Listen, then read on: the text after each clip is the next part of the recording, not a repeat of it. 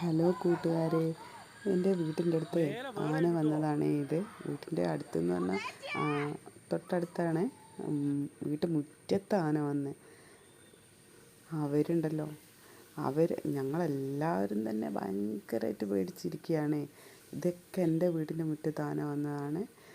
ഇതാണ്ടോ വാഴയൊക്കെ പറിച്ച് കളഞ്ഞ് മുറ്റത്തുള്ള ഈ മഞ്ഞമുള മുറ്റത്തെന്ന് പറഞ്ഞാൽ മുറ്റത്തിൻ്റെ സൈഡിലായിട്ട് അതൊക്കെ പറിച്ച് ഇതാത്ത മുറ്റത്തിന് താഴോട്ടേക്ക് ഇറങ്ങി പോകുന്ന ഭാഗത്ത് കുറച്ചൊരു നനവുള്ള സ്ഥലമാണ്.